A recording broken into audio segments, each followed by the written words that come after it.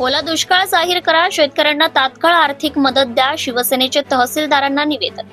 रिसोड तालुक्यातील शेतकऱ्यांच्या अतिवृष्टीमुळे झालेल्या प्रचंड नुकसानीच्या पार्श्वभूमीवर शिवसेना उद्धव बाळासाहेब ठाकरे पक्षाच्या वतीने तहसीलदार प्रतीक्षा तेजनकर यांना निवेदन देण्यात आले।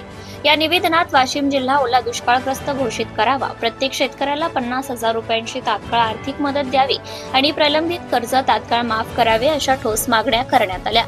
शिवसेनेच्या निवेदनात नमूद करण्यात आले की अतिवृष्टीमुळे तालुक्यातील सोयाबीन, कापूस, मका, तूर, हरभरा या सर्व पिकांचं मोठ्या प्रमाणावर नुकसान झालं असून अनेक ठिकाणी पिके जमीनदोस्त झाली आहेत। काही भागात पाण्यामुळे शेतजमिनीवर पिके मुळासकट नष्ट झाली आहेत, तर याशिवाय शेतकऱ्यांची घरे, जनावरे, गोठे, धान्य साठा तसेच शेतीसाठी लागणारी साधनेही पुरामुळे वाहून गेल्याने शेतकरी आर्थिकदृष्ट्या उद्ध्वस्त झाला आहे। प्रशासनाकडून अद्याप कोणतीही ठोस मदत न मिळाल्याने शेतकरी हतबल आणि मानसिक तणावाखाली असल्याचं निवेदनात नमूद करण्यात आले।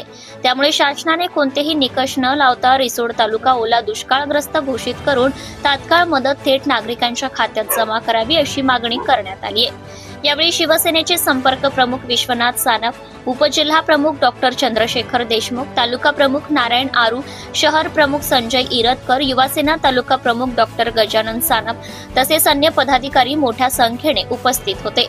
निवेदनास पोलीस प्रशासनाच्या वतीने गांगवे आणि इंगळे उपस्थित होते।